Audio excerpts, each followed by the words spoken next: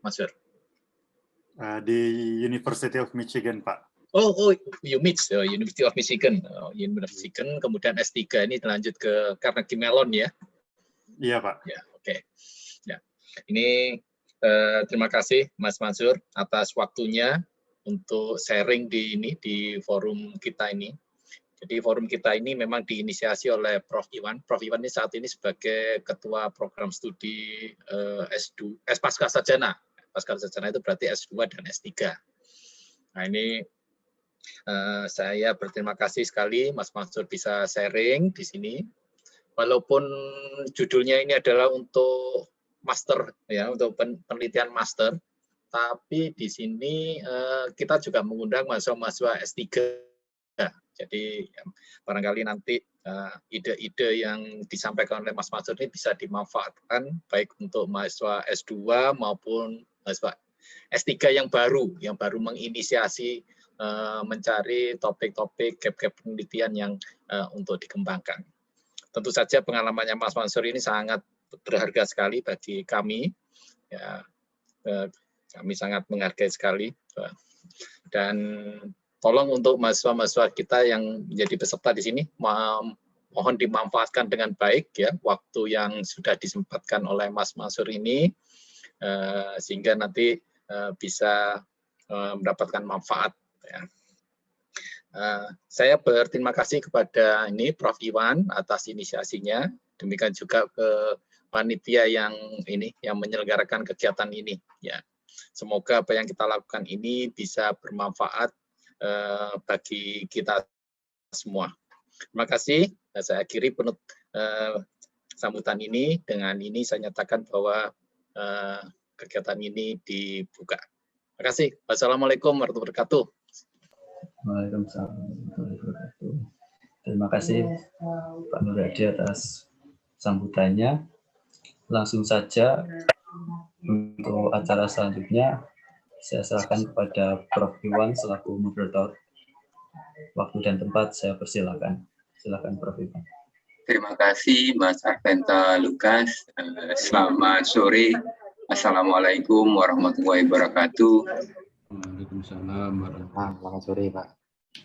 Alhamdulillah kita mendapat kesempatan ya, di mana Mas Mansur Maturidi Arif bersedia untuk memberikan pengalamannya. Jadi mungkin nanti yang menarik itu bukan sekedar mengenai keilmuan ya, tapi juga bagaimana pengalaman Mas Mansur menyelesaikan masternya di University of Michigan di area Industrial and Operation Engineering. Melihat areanya, insya Allah sangat terkait dengan ilmu kita juga ya di S2 TI ini. Dan kami juga berharap nanti ada diskusi kecil juga dengan dengan teman-teman S3 terkait dengan masalah, kebetulan kan Mas Mansur ini masih menjadi PhD student di Carnegie Mellon University. Ya, mungkin areanya lebih mengarah ke simulation and modeling, kemudian intelligent transportation system, machine learning dan supply chain ya. Untuk menyingkat waktu, saya persilahkan Mas Mansur untuk memberikan presentasinya. Waktu untuk Mas Mansur.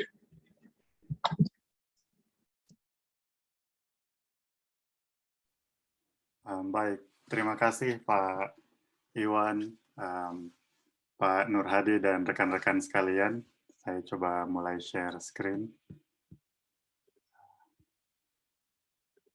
Perlu di-enable dulu mungkin Pak Iwan atau teman-teman yang jadi host. Sudah saya share screen kan? Ada. Yes,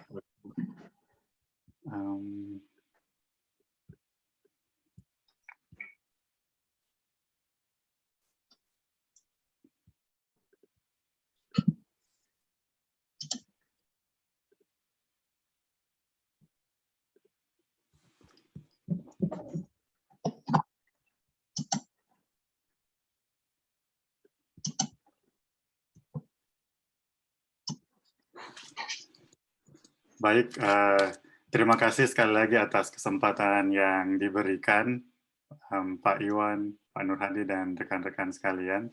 Pada kesempatan ini saya, Mansur, akan sharing dengan teman-teman terkait peluang riset untuk teman-teman master atau mungkin mahasiswa program doktoral di bidang teknik dan sistem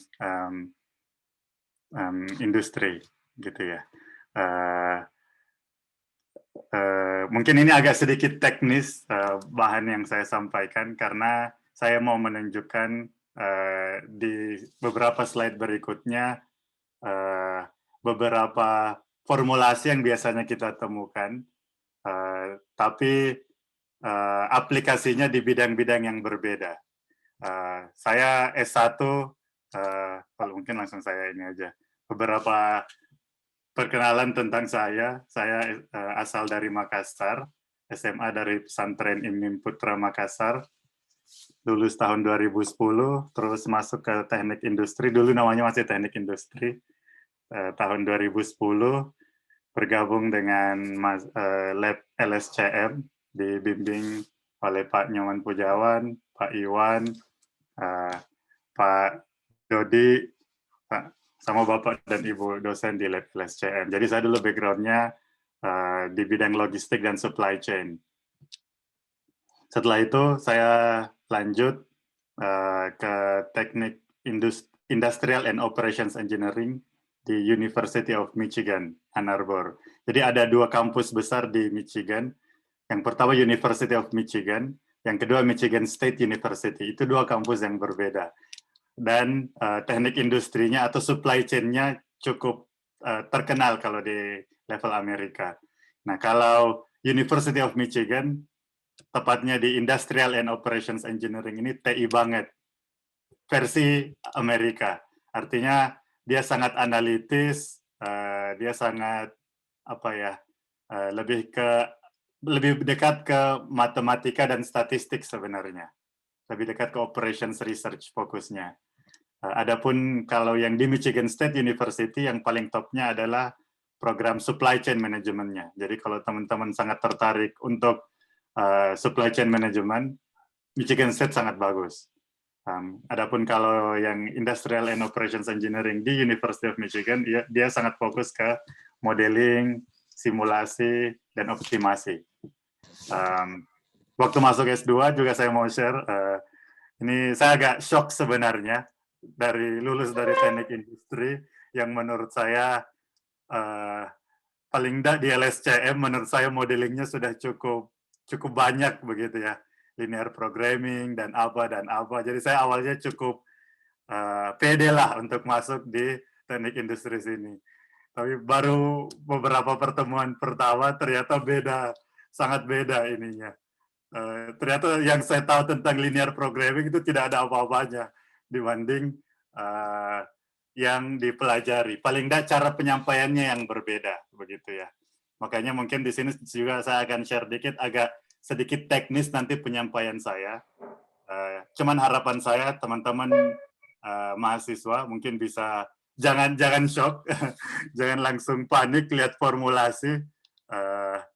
Sebaiknya mungkin dibiasakan paling tidak ya, karena ini cukup saya aja yang shock di awal yang, waduh kenapa seperti ini, kayaknya saya tidak belajar apa-apa deh dulu. Semuanya tidak seperti ini, saya cuma belajar simplex, saya belajar apa gitu ya, nah, ternyata banyak hal lain yang dititik beratkan, paling tidak kalau di kampus University of Michigan, begitu ya. Tapi dari situ, itu bagi saya itu cukup membekali saya untuk perjalanan saya selanjutnya, karena sekarang saya program S3 di teknik mesin, Bapak. Jadi saya bukan teknik industri sebenarnya departemennya, karena di Carnegie Mellon tidak ada teknik industri. Yang ada sebenarnya paling dekat sama business school. Di School of Business-nya banyak kayak supply chain atau pemodelan atau simulasi itu masuk ke business school. Tapi yang di business school juga ternyata sangat analitis. Nanti saya coba share sedikit tentang kampus Carnegie Mellon biar mungkin teman-teman ada bayangan. Tapi karena sudah paling tidak sudah pernah melihat hal-hal yang seperti itu waktu S2, jadi paling tidak saya bisa lebih mudah untuk masuk ke bidang teknik industri di kampus-kampus ini, begitu ya yang mau saya sampaikan mungkin. Ya, jadi tadi Pak Iwan sama Pak Nur Hadi juga sudah sempat singgung. Jadi saya di teknik mesin sekarang, tapi bidang riset saya sangat teknik industri. Nanti saya share juga sebenarnya. Dia lebih tepatnya lebih ke simulasi untuk autonomous vehicle. Seperti kalau Tesla, mungkin yang sering masuk ke berita Tesla, tapi kalau di sini yang paling besar sebenarnya Google, Uber, sama banyak startup lain yang mobil-mobilnya belum fully autonomous, tapi sudah mulai di-dispatch di jalan-jalan untuk mengumpulkan data. Seperti itu. Nah, riset saya lebih ke bagaimana mengevaluasi teknologi ini. Jadi, meskipun saya di teknik mesin, tapi saya bukan yang ke mesinnya gitu ya. Saya malah tidak tahu yang mesinnya. Justru saya lebih ke simulasi dan optimasi sistemnya. Gimana mengevaluasi, bagaimana biar proses evaluasinya lebih cepat dan lebih aman, begitu. Karena kan biasanya kalau kita mau menguji teknologi, karena nature-nya menguji, jadi kan harus ada risikonya, begitu ya. Nah, tapi tentu kita tidak mau juga terlalu berisiko, apalagi kalau di jalan. Makanya bagaimana mengoptimasi risikonya, riset saya lebih ke seperti itu sebenarnya. Jadi meskipun teknik mesin, tapi sebenarnya bedanya tetap intelligent transportation. Jadi masih agak mirip-mirip lah dengan logistics dan supply chain sebenarnya, begitu ya, at core. Juga saya sempat mengambil program MicroMasters dari MIT di MicroMasters di Supply Chain Management. Ini program sertifikasi online begitu ya. Waktu saya masih S2 dulu. Jadi sambil S2 di Industrial and Operations Engineering, saya juga ambil programnya MIT dari edX. Kalau teman-teman mungkin ada yang punya waktu luang, saya sangat sarankan untuk mencoba program ini. Menurut saya itu sangat insightful untuk melihat bagaimana di luar negeri materi SCM diajarkan, begitu ya. Juga paling tidak mengenal orang-orang SCM dari MIT. Menurut saya itu cukup bermanfaat. Sekarang saya juga mengambil secondary master di machine learning. Jadi kalau di kampus saya di Carnegie Mellon sambil S3, kita juga bisa mengambil secondary master. Sekali karena kampus Carnegie Mellon dan bidang riset saya agak machine learning gitu ya, ada AI-nya. Jadi saya juga tetap merasa perlu belajar tentang machine learning. Makanya, dan kebetulan ada program itu, jadi saya juga sambil ambil secondary masters in machine learning di Carnegie Mellon. Ini akan saya sampaikan juga kenapa machine learning dan kenapa di Carnegie Mellon nanti ya, untuk teman-teman. Sedikit riwayat pekerjaan, dulu sekali lagi saya dibimbing Pak Nyoman, saya juga pernah dibimbing sama Pak Iwan di pusat transportasi, pusat studi transportasinya ITS. Saya sempat terlibat dengan beberapa proyek supply chain dan optimasi sama Pak Gun, kalau beliau masih, kalau ada yang mungkin pernah diajar sama Pak Gun ya. Setelah itu saya bantu advisor saya yang sekarang namanya Ding Zhou. Dia terlibat di Transportation Research Institute. Jadi sekali lagi ini masih tetap di bidang transportation sebenarnya. Nah, cuma sekarang agak melompat dikit. Sekarang saya magang di Bosch. Bosch itu supplier mobility provider kalau di Amerika. Jadi selain parts juga algoritma, juga sensor-sensor untuk mobil-mobil gitu ya. Karena bidang saya kan lebih ke self-driving vehicle tadi. Dan di sana posisi saya sekarang sebagai magang di bidang machine learning. Seperti itu. Beberapa publikasi saya yang mau saya highlight ada beberapa, karena juga yang mau saya highlight dari publikasi ini sebenarnya lebih ke shift dari bidang saya ya. Jadi tidak usah fokus sama berapa papernya atau apanya. Yang mau saya shift adalah waktu S1 bidang saya sekali lagi di logistics dan supply chain management. Gitu ya. Pak Nyoman saya beruntung diajak sama Prof. Nyoman untuk menulis paper dan sempat publikasi di sana bersama dengan banyak kolaborator yang lain. Setelah di Michigan agak bergeser sedikit, jadi nggak pure supply chain dan logistik, tapi agak ke teknik pure engineering kayak kontrol. Kalau teman-teman ada yang backgroundnya teknik mesin akan tahu kalau nature sistem kendali sangat beda sama engineering yang lain. Ini memang traditional engineering gitu ya bidangnya. Tapi sudah mulai shift traditional engineering ini karena adanya autonomous vehicle tadi. Setelah itu saya publikasi juga beberapa publikasi saya di bidang intelligent transportation systems. Jadi ada shift kan dari supply chain dan transportation menuju ke bidang intelligent transportation systems. Nah, di intelligent transportation systems ini yang lebih banyak sebenarnya orang-orang praktisi, anak teknik sipil, yang bidang intelligent infrastructure, teknik industri, computer science, dan bidang-bidang yang terkait dengan intelligent systems.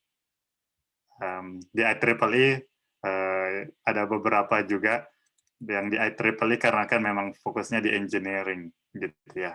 Yang sekarang lebih banyak ke karena nature kampus saya akan cerita sedikit juga nanti, maka bidangnya lebih pindah lagi, shift lagi ke arah AI dan statistics. Makanya cuman di intinya sebenarnya tetap optimasi, tetap modeling gitu ya, cuman aplikasinya aja yang beda-beda. Jadi yang mau saya tunjukkan, field ini kayaknya lagi booming kalau di Amerika, robotics, automation, AI, statistics, dan seterusnya. Untuk teman-teman master, mungkin juga perlu membuka wawasan terkait dengan bidang-bidang yang lagi booming di negara-negara lain seperti itu.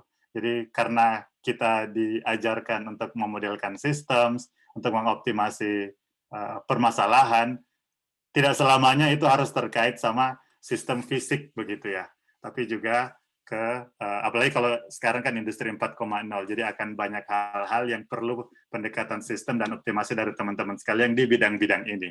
Itu yang mau saya sampaikan sebenarnya, gitu ya. Juga ada beberapa publikasi saya yang nature-nya lebih ke kolaborasi. Misal ini ada publikasi di bidang tenaga nuklir, karena ada teman yang ambil teknik nuklir di University of Michigan juga kemarin, jadi kita sempat nulis paper.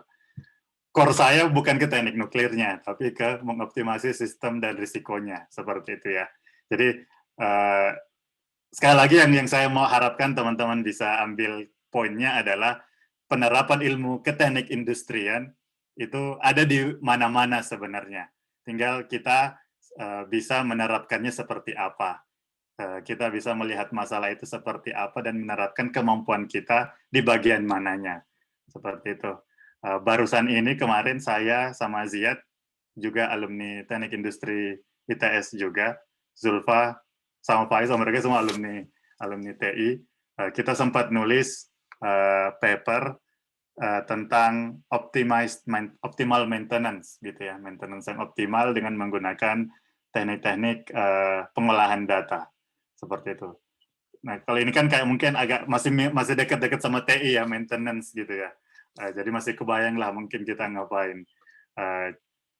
Cuman yang mau saya sampaikan kebanyakan bidang-bidang yang banyak sekarang itu nature-nya benar-benar berubah dari traditional model, menggunakan data driven lah, menggunakan apalah.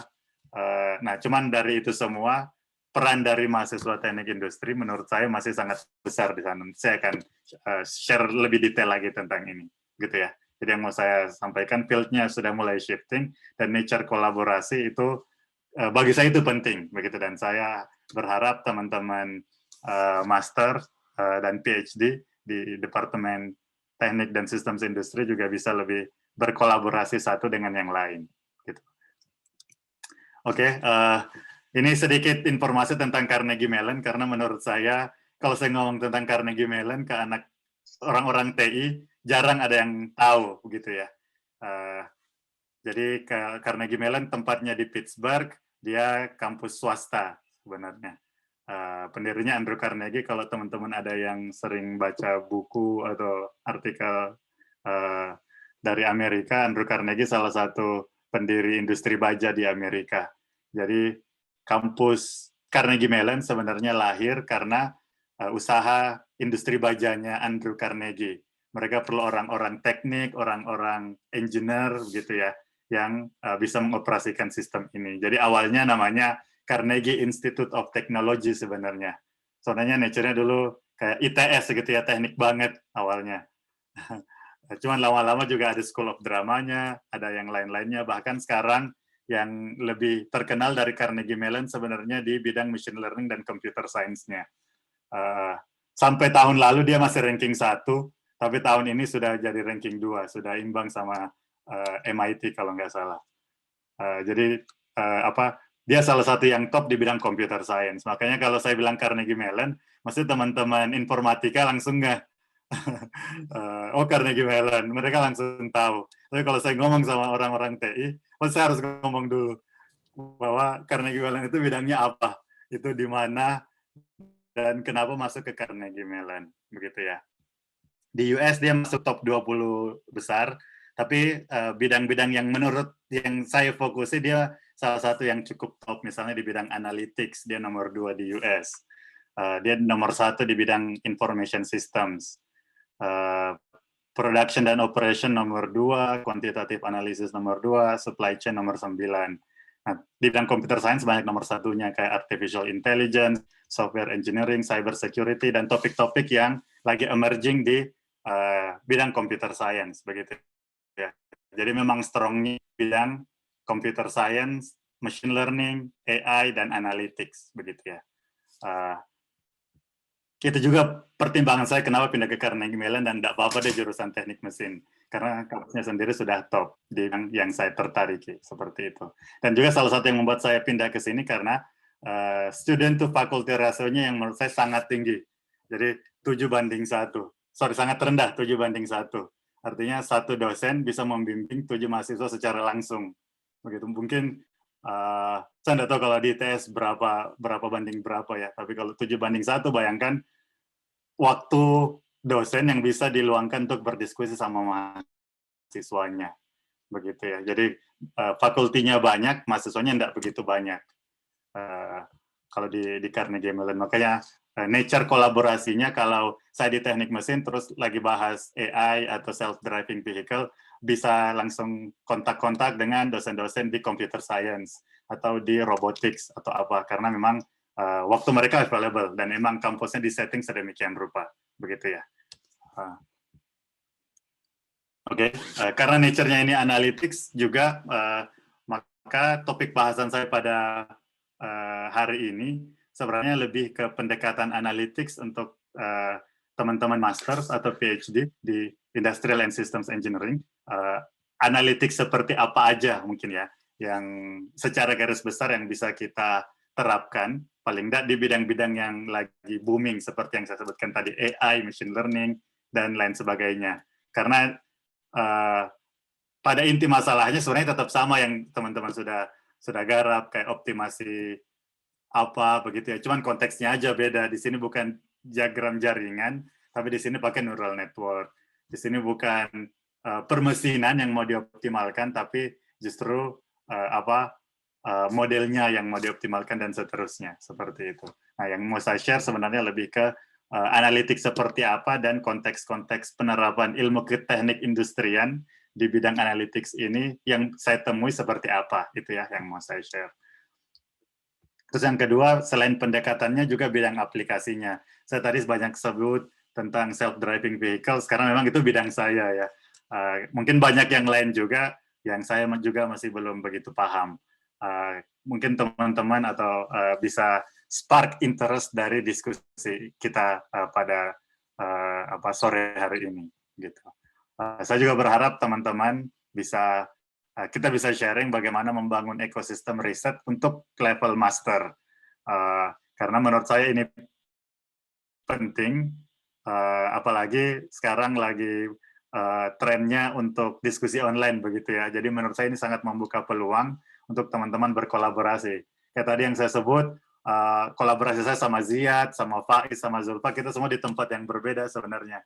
Ziad lagi di KTH, Swedia, saya di Amerika, terus Faiz di Indonesia, Zulfa di Indonesia, dan seterusnya. Tapi kita bisa diskusi bareng, begitu ya. Dan paling enggak agak produktif lah karena ada outputnya. Seperti itu yang saya harapkan teman-teman bisa membangun ekosistem riset dengan memanfaatkan kondisi sekarang seperti itu. Karena menurut saya itu sangat membuka banyak peluang. Juga yang mau saya share adalah bagaimana mencoba dan memanfaatkan fasilitas-fasilitas online yang ada, seperti kalau teman-teman ngodingnya pakai MATLAB, kan sekarang ada MATLAB online. Kalau pakai Word, kan bisa Word online yang pakai browser, sehingga banyak hal-hal tersebut yang kita bisa garap sambil berkolaborasi dengan yang lain. Ya, jadi tidak harus kayak semua codingan harus di laptop saya misalnya, sehingga yang lain tidak bisa lihat, tidak bisa edit, tidak bisa apa. Nah, Nature sekarang kode-kode itu kita buka sebenarnya. Ini juga yang saya baru biasakan. Dulu saya di TI kan codingan saya hanya saya yang bisa ngerti gitu ya. Orang lain mungkin tidak bisa baca karena ya kita memang tidak terbiasa begitu ya, untuk mendokumentasikan, untuk nge-share kode kita. Nah, yang mau saya share juga tren di bidang, apalagi di Carnegie Mellon dan di banyak kampus di bidang di bidang machine learning dan computer science. Mereka kalau publish paper biasanya kodenya juga pasti dibuka. Sehingga orang-orang yang mau mereproduce penelitian kita bisa dengan mudah, begitu ya. Jadi emang barrier-nya dibuka biar risetnya lebih cepat, biar paper kita juga lebih banyak yang sitasi, begitu ya. Kan kalau lebih mudah dijadikan baseline, bisa di-run langsung kodenya, kan lebih memudahkan orang-orang lain. Nah, itu juga yang mau saya share ke teman-teman. Dari sini mungkin saya stop dulu sebelum kita masuk ke analytics yang menurut saya cukup teknikal. Ada pertanyaan atau ada saran dari teman-teman sebelum kita lanjut? Monggo. Belum ada? Monggo, kayaknya belum ada kayaknya Pak. Mas Mas. Oh ya, baik, terima kasih Pak. Iya, itu juga sih yang mungkin saya perlu encourage teman-teman, kalau sesi tanya jawab sebaiknya bertanya aja. Itu yang bedanya kalau sesi di Indonesia sama sesi di sini. Kalau sesi di sini, sesi tanya jawabnya mesti harus dibatasi waktunya. Kalau di sini saya bisa stop kapanpun dan kayak antara ada dan tiada yang akan bertanya. Nah, kalau bisa coba dibiasakan. Itu untuk mengencourage aja kalau misalnya teman-teman berkolaborasi dengan pihak-pihak eksternal, apalagi kalau yang ada di luar negeri, begitu ya. Baik, saya lanjut dulu. Jadi pendekatan analytics yang saya sebutkan tadi, yang mau saya share, lebih terdiri dari 3. Mungkin teman-teman juga sudah banyak yang familiar. Kalau analytics biasanya kan ada deskriptif, ada prediktif, sama ada preskriptif ya. Ada juga yang biasanya ada diagnostik sebenarnya di antara deskriptif sama prediktif. Tapi yang gampangnya ada deskriptif, prediktif, dan preskriptif. Cuman sayangnya terminologi ini yang banyak pakai orang teknik industri dan information systems. Kalau yang lain pakai terminologi yang lain, sehingga mungkin teman-teman juga akan melihat hal yang sama tapi namanya aja yang berbeda. Begitu. Tapi tidak masalah, kita pakai istilah ini. Kalau analytics yang berupa deskriptif berusaha menggambarkan apa yang telah terjadi. Misal kita punya data, terus kita mau simpulkan dari data ini sebenarnya proses yang terjadi seperti apa, begitu ya. Sehingga itu untuk menjelaskan apa yang sudah terjadi. Kalau prediktif, misal kita punya untuk menjelaskan apa yang kira-kira akan terjadi berikutnya. Jadi untuk memprediksi. Misal kita punya data dan labelnya misalnya gitu ya. Kita lakukan eksperimen, kumpulkan data, terus kita juga tahu hasil ukurannya. Nah, prediktif itu, model yang prediktif akan membuat kita bisa memprediksikan bagaimana performa dari satu sistem dengan menggunakan model-model prediksi yang sudah kita buat sebelumnya. Nanti akan ada lebih detail penjelasannya. Kalau preskriptif intinya sebenarnya lebih ke solusinya seperti apa, bagaimana untuk membuat suatu kejadian itu terjadi, begitu ya. Jadi how to make it happen. Jadi bayangkan kalau deskriptif untuk menjelaskan, mensummarize informasi yang ada, prediktif untuk memprediksi kira-kira kedepannya akan seperti apa. Kalau preskriptif itu untuk mencari solusinya. Kalau kita mau hasilnya seperti apa, maka apa yang harus dilakukan, begitu ya, kurang lebih. Nah, kalau descriptive analytics, intinya seperti yang sudah saya bilang, jadi dari data itu kita usahakan untuk buat ikhtisarnya, statistiknya atau summary-nya gitu ya. Misal, kan seringkali teman-teman mengumpulkan data. Datanya mungkin ini saya variabelkan X1, X2, sampai Xn gitu ya. Jadi mungkin ada banyak data, ada N data. Yang paling gampang kan dibuat deskriptifnya ya dihitung rata-ratanya gitu ya. Rata-rata berarti simbolnya kan ekspektasi dari random variable X gitu ya. Simbol ekspektasi dari random variable X berarti itu biasanya rata-ratanya. Terus kadang juga kita tertarik dengan variansi dari datanya gitu ya. Jadi selain rata-rata mungkin kita juga mau cari sebaran data kita seperti apa. Biasanya dijelaskan dengan standar deviasi atau variasi dari data tersebut seperti itu ya. Tentu ada asumsinya yang akan saya skip dulu untuk sekarang. Atau seringkali juga kita mau melihat sebenarnya distribusinya seperti apa. Dari data ini kira-kira sebarannya seperti apa. Tidak cukup mungkin nilai tengahnya, tidak cukup mungkin sebarannya, tapi kita mau lihat gitu ya, sebarannya seperti apa. Karena ini juga penting untuk mendeskripsikan sebenarnya sistem yang kita sedang analisa, nature-nya seperti apa, begitu ya. Makanya tadi saya sebut ini descriptive analytics, karena itu memberi kita gambaran sistem yang sedang kita studi ini, seperti apa ininya, nature di belakang prosesnya, begitu. Makanya dia deskriptif, gitu ya. Ini mungkin agak standar. Biasanya juga namanya descriptive statistics. Jadi mungkin nggak harus ini juga, nggak harus analitis, mungkin bisa dengan diagram-diagram, begitu ya. Intinya adalah bagaimana dari data kita membuat ikhtisarnya, begitu ya. Yang saya tunjukkan di sini yang analytics-nya, yang matematisnya, biar sekali lagi tujuan saya teman-teman jangan takut kalau melihat X itu apa gitu ya, sigma itu apa, itu intinya cuma simbol-simbol menjelaskan apa yang kita sebut tadi, cuman terminologi teknisnya seperti itu gitu ya. Nah ini menurut saya ini pendekatan yang sudah lama. Yang agak modern sekarang adalah dari data yang ada itu dibuat representasi lainnya. Misal kita punya banyak gambar, foto atau apa begitu ya. Jadi dari misal kita punya N gambar, gambar 1, gambar 2, gambar N, anggaplah ada banyak gambar. Metode descriptive analytics juga bisa dipakai untuk mengekstrak fitur dari gambar-gambar ini. Jadi misal dari satu gambar pertama, kita bisa ekstrak mungkin warnanya, kita bisa ekstrak mungkin background-nya gambar apa aja, apakah itu gambar orang, orangnya lagi senyum atau enggak. Jadi ada banyak fitur yang bisa kita ambil begitu ya. Aplikasi yang paling gampangnya kalau teman-teman pernah upload foto di Facebook, terus Facebook tiba-tiba generate caption-nya, ada orang, ada apa, itu karena dia mengekstrak fitur-fitur dari gambar tersebut. Seperti itu ya, di high level. Jadi bayangkan kalau itu juga salah satu bentuk descriptive analytics yang lebih modern. Kenapa saya sebut modern?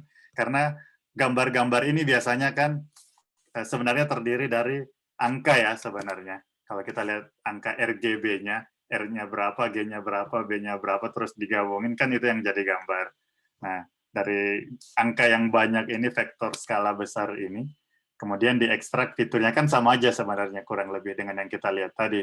Dari banyak data, terus kita ekstrak sesuatu. Di sini kita ekstrak rata-ratanya. Cuman bedanya di sini kita tahu fungsi rata-rata kan tinggal ya dijumlahkan terus dibagi jumlah datanya gitu ya. Ini yang kita tidak tahu, cuman apa formulasi sehingga untuk mengekstrak fitur dari data gambar yang ada. Itu aja bedanya gitu ya. Tapi prosesnya tetap sama, bahwa dari gambar, kalau saya misalkan gambar itu adalah G, maka saya bisa tetap terapkan suatu fungsi F, sebut saja F, untuk mengekstrak fitur-fitur ini gitu ya. Atau mungkin bukan fungsi mapping gitu ya. Dari gambar saya terapkan fungsi F yang ada parameternya theta. Intinya ini saya proses untuk mengekstrak gambar seperti itu ya bayangannya. Dan ini sengaja saya tunjukkan gambaran mappingnya, karena ini akan nyambung juga ke nanti bagaimana caranya algoritma-algoritma yang ada sekarang mencari mengekstrak fitur-fitur yang ada. Dia pakai apa sih sebenarnya di belakang layar, itu yang sebenarnya yang arah kita nanti, dan sebenarnya optimasi juga gitu ya. Jadi itu representasi yang lain, jadi gambar atau video, atau sekarang kalau self-driving vehicle misalnya dia punya sensor yang namanya LiDAR. LiDAR kayak radar, tapi pakai light gitu ya. Sehingga dia bisa meng-capture surrounding vehicle apa aja, objek-objek yang ada di sekitarnya apa aja, lebih akurat, kurang lebih begitu ya. Jadi apapun representasi datanya, kita tetap bisa terapkan descriptive analytics untuk mengekstrak informasi yang kira-kira kita butuhkan dari data-data yang sudah ada itu, gitu ya. Nah, yang mau saya sampaikan juga sebenarnya bedanya yang bidang yang lama dan bidang yang sekarang hanya dari datanya aja. Jadi kalau yang sekarang dia kebanyakan permasalahan menggunakan data yang berdimensi sangat tinggi kayak gambar atau apa begitu ya. Dan dari situ dia berusaha membuat deskripsi analytics-nya. Cuman disebut yang lain, ini namanya fitur, kalau sebelumnya kita sebut statistik mungkin ya rata-rata atau apa. Jadi intinya sama begitu ya. Itu descriptive analytics. Ini cuma sekedar contoh aja dari gambar misalnya kita langsung bisa ekstrak fiturnya apa aja. Jadi misal dari sini kalau ada gambar seperti itu, maka kita bisa langsung terapkan fungsi F, misalnya neural network atau decision tree atau fungsi apalah begitu ya. Dari situ kita bisa langsung lihat fitur yang penting sebenarnya apa aja sebenarnya. Jadi kebayang ya, jadi inputnya misalnya seperti itu, kita bisa langsung lihat, oh yang penting seperti ini. Kalau gambarnya seperti ini, yang penting mungkin bagian itunya. Dan seterusnya. Gitu ya. Jadi yang saya sebut fitur sebenarnya lebih ke hal-hal seperti ini. Begitu ya. Datanya high dimension, tapi tetap aja kita bisa ekstrak banyak fitur dari data tersebut. Oke, jadi itu model descriptive analytics. Jadi bukan cuma rata-rata atau deskripsi modelnya, tapi kita juga bisa ekstrak fitur. Itu aja bedanya. Itu aja beberapa contoh aplikasi yang agak kekinian begitu ya di departemen lain. Jadi kayak di computer science, informatika, atau apa, mereka berusaha membuat model F, bagaimana caranya agar dia optimal untuk mengekstrak fiturnya, misalnya. Begitu ya. Oke, lanjut yang berikutnya, selain deskriptif juga ada prediktif. Kalau prediktif tadi berarti dari data yang sudah ada, kita berusaha buat modelnya, kemudian model tersebut kita pakai untuk membuat prediksi. Jadi misal kita punya data X1, Y1, misal apa ya, skenario 1 skenarionya apa aja, Y1 misal performance-nya, misal biayanya kah atau apa begitu ya. Atau mungkin data X1 itu adalah pengukurannya, Y1 itu labelnya misalnya. Misal kalau di kasus saya misalnya, kalau autonomous vehicle, kalau X-nya itu adalah gambar misalnya, begitu ya. Terus Y-nya apakah aman atau tidak skenario tersebut misalnya. Jadi saya bisa, jadi ada measurement-nya, ada feature-nya, ada label-nya, begitu ya. Jadi label bisa discrete, bisa continue. Ya, tadi bisa aman atau tidak, atau mungkin bisa variabel biayanya, atau apa. Intinya, misalnya kita punya data, berupa ada X-nya, ada Y-nya. Anggaplah kita punya N data tersebut. Jadi kebayang ada X1, Y1, X2, Y2, ada XN, YN. XN ini mungkin berdimensi tinggi, seperti gambar misalnya. Nah, model predictive analytics berusaha menghasilkan output berupa, kalau misalnya saya punya data lain, anggaplah XN plus 1, maka labelnya apa? Maka YN plus 1-nya berupa apa? Dari data-data yang sudah ada, begitu ya. Nah, saya bilang ini kita buat modelnya, artinya sebenarnya di belakang layar algoritma predictive analytics dia akan buat mapping dari X ke Y dan berusaha meminimalkan errornya, kurang lebih begitu ya, atau kesalahannya, sehingga mungkin kita bisa bikin model prediksi bahwa kalau X-nya sekian maka Y-nya sekian dengan menggunakan mungkin fungsi F yang lain begitu ya. Kalau tadi F-nya adalah untuk mengekstrak feature, sekarang F-nya adalah untuk memprediksi label dari X begitu. Jadi kalau orang kasih saya data X, maka saya bisa memprediksi Y-nya seperti apa begitu ya. Jadi mungkin kalau misal saya sudah bikin model nih, saya punya kumpulkan data gambar yang aman dan yang nggak aman, misalnya dari self-driving vehicle. Terus kalau orang kasih saya gambar yang lain, kan saya bisa tentukan ini kayaknya dari data sebelumnya termasuk aman atau enggak gitu ya. Nah, model F ini yang akan kemudian kita pakai untuk membuat prediksi dari data yang belum kita lihat.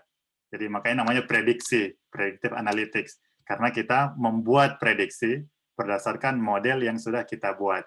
Dan kita buat model ini berdasarkan data-data yang kita punya gitu ya.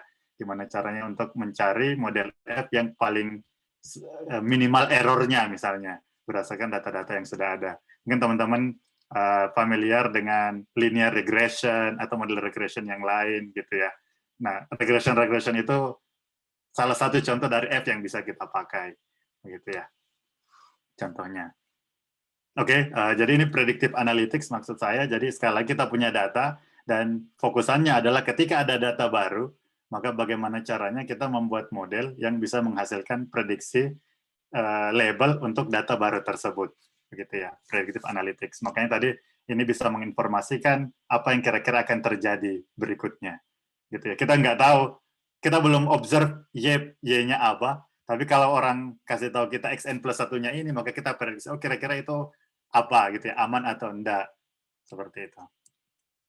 Nah, ini tadi saya sudah singgung sedikit, jadi ini, umumnya masalah prediksi dibagi kedua bagian. Kalau labelnya berupa variabel kontinu, maka dinamakan regresi. Kan itu yang mungkin teman-teman sering lihat. Jadi kalau X-nya sekian, maka Y-nya sekian tingginya. Kalau X-nya ada di sini, maka Y-nya mungkin sekian tingginya gitu ya. Jadi variabel kontinu label Y-nya. Dari sini kan makanya kita biasanya bikin model linear regression kah, atau quadratic regression, atau regression yang lain, begitu ya. Nah, tapi itu namanya regresi kalau variabelnya kontinu. Kalau labelnya kontinu.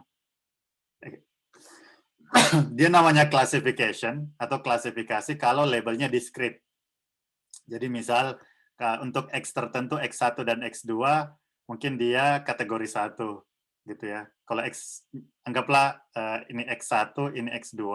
Jadi kalau di bawah nilai tertentu X1 dan X2-nya, maka labelnya anggaplah bulat biru, begitu ya. Kalau X1, Y1-nya gede, maka anggaplah dia positif ungu, begitu ya. Nah, ini kan klasifikasi, karena labelnya adalah apakah dia biru atau apakah dia ungu, begitu ya. Jadi discrete labelnya. Variabelnya tetap bisa kontinu. Pengukur X-nya tetap kontinu, Y-nya yang discrete. Begitu juga di sini, X-nya tetap kontinu, tapi Y-nya yang kontinu. Seperti ya, untuk regresi. Tapi intinya sama, bahwa fungsi F yang kita lihat tadi, sebenarnya kalau untuk klasifikasi, dia berupa decision boundary, kita biasanya sebut. Artinya, kalau ada decision boundary seperti ini kan sudah jelas. Meskipun kalau teman-teman kasih data baru, kalau datanya masih misalnya di area sini, gitu ya, kan kita bisa prediksi apakah dia biru atau apakah dia ungu, gitu ya. Kalau ada data baru dan dia masuk di daerah sini, maka mungkin dia ungu. Kalau dia masuk di daerah bawah, maka dia tidak masuk biru. Seperti itu ya. Jadi makanya decision boundary ini bisa membantu kita untuk melakukan prediksi, gitu ya. Jadi sekali lagi tetap F theta. F theta-nya dicari seperti apa itu nanti akan kita diskusikan. Kurang lebih seperti itu. Regresi juga seperti itu, F theta-nya, tapi adalah prediksi model regresinya seperti apa. Kalau kita fokus ke linear regression, maka mungkin garisnya akan seperti itu kalau datanya seperti ini, gitu ya. Jadi tetap kalau misalnya teman-teman kasih saya X di area sini misalnya, saya tinggal tarik aja kalau X di sini, maka oh nilai F theta-nya kurang lebih di sekitar sini deh. Nah, sehingga saya tetap bisa prediksi juga. Makanya namanya predictive analytics, gitu ya. Sampai sini ada pertanyaan dulu, teman-teman, dari model deskriptif dan prediktif. Silakan, monggo, terutama yang terkait dengan masalah regression ya, predictive analytics, ya. Monggo.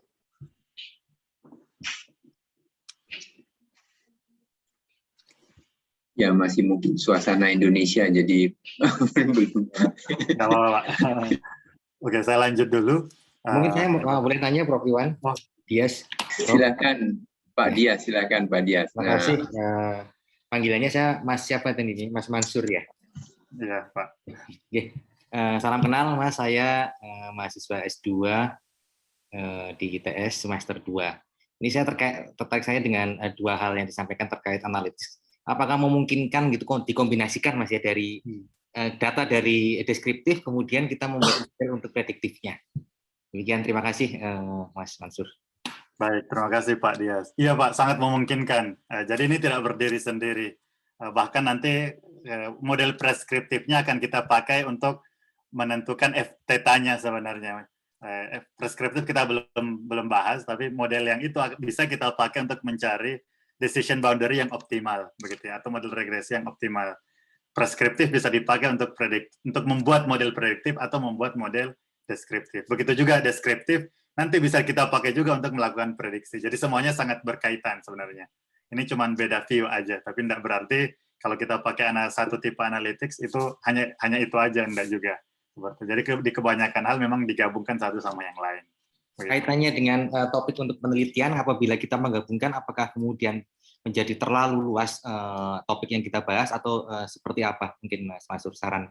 Terima kasih. Ya, baik. Sebenarnya tren itu sudah cukup umum begitu ya kalau dari sisi komputasinya. Kalau dari sisi modeling data skala tinggi kayak gambar atau apa tadi memang pasti di dalamnya ada deskriptifnya, ada ekstraksi feature-nya dulu baru dilakukan prediksi. Makanya tadi bisa memprediksi ada orang atau tidak, ada apa atau apa gitu ya. Jadi memang kebanyakan di dalamnya sudah menggabungkan model-model analytics ini. Bahkan decision making prescriptive analytics tadi, kalau di self-driving vehicle, dia sudah memakai prediksi juga. Jadi misal ketika self-driving vehicle-nya melihat skenario tertentu, dia kan belum tahu nanti mobil di depan ini akan belok kiri atau belok kanan ya. Saya lihat dulu deh. Itu pertama, apakah gambar itu mobil? Kan sudah pakai deskriptif. Terus dia bisa memprediksi behavior ke depannya seperti apa. Baru dari prediksi itu dia menentukan action-nya. Jadi memang biasanya digabungkan satu sama yang lain, Bapak. Oke, terima kasih, Mas. Baik, sangat menarik pertanyaannya, Bapak. Terima kasih. Baik, saya lanjut dulu. Ini predictive analytics, sekali lagi, itu kalau di konteks kontemporer, di masalah-masalah yang banyak di bidang AI, di bidang teknologi yang emerging sekarang, itu pasti datanya berdimensi tinggi. Jadi yang saya bilang tadi, kalau misalnya kita dikasih data gambar, kan sebenarnya gambar ini kalau kita lihat, misalnya dibuka pakai Notepad begitu ya, kita buka klik kanan gambar, terus open with Notepad, pasti akan kelihatan angka-angka yang kita nggak paham itu apa sebenarnya. Nah, tapi sebenarnya itu adalah itu yang dilihat dengan komputer gitu ya. Itu adalah vektor dari gambar tersebut. Itu X-nya begitu sebenarnya. Jadi emang kita lihat gambar, bagi kita X itu gambar, tapi bagi komputer kan itu sebenarnya adalah vektor angka-angka begitu ya, angka RGB, sama alfa dan seterusnya. Nah, sehingga sama aja sama yang sudah kita bikin tadi. Jadi kalau ada X1, X2 atau X atau apa, definisi decision boundary yang kita bahas tadi juga tetap berlaku. Cuman di skala dimensi tinggi yang mungkin kita udah susah ngebayangin gitu ya. Kalau yang tadi mungkin ini masih 2 dimensi, ada X1, X2, decision boundary-nya seperti itu. Mungkin kalau untuk gambar, sudah tidak kebayang lagi sebenarnya garisnya seperti apa gitu ya. Tapi konsepnya tetap sama, bahwa model F-theta untuk gambar, untuk model klasifikasi gambar misalnya, dia juga sebenarnya hanya membuat decision boundary di dimensi tinggi aja. Jadi misal kalau kita punya banyak gambar airplane, maka ketika modelnya kita optimasi, maka decision boundary-nya akan berusaha mengklasifikasi gambar airplane tersebut di dimensi tinggi. Jadi intinya tetap sama begitu ya. Kalau gambarnya rusak, kalau gambarnya mobil, jadi dia sebenarnya tetap ada decision boundary, cuman skala tinggi aja bedanya. Gitu. Jadi yang mau saya sampaikan sebenarnya yang kita lihat tadi juga sama aja yang diterapkan dengan data gambar, data LiDAR, data apa. Cuman bedanya cuman beda dimensi aja. Bedanya kalau dimensinya tinggi itu sudah susah kita gambarkan. Perlu cara-cara yang lain begitu ya untuk menggambarkan decision boundary ini. Tapi intinya tetap sama.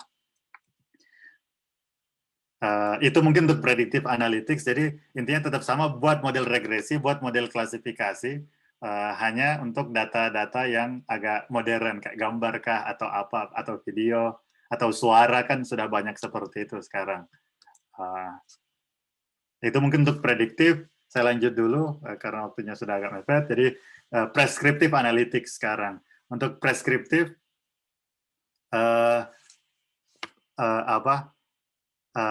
sekali lagi tujuannya adalah untuk mencari solusi atau action apa yang harus kita lakukan gitu ya. Jadi dari suatu descriptive system, kita berusaha buat modelnya yang menghubungkan antara variabel keputusan X dan fungsi biaya H misalnya. Jadi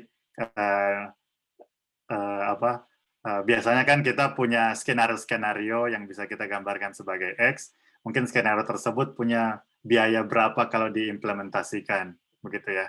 Atau di konteks ini, mungkin kalau X-nya adalah lokasi mobil di jalan raya, maka untuk self-driving vehicle misalnya ya, misalnya dari kamera kita ekstrak lokasi gambarnya apa aja, mobil di mana aja, pejalan kaki di mana saja.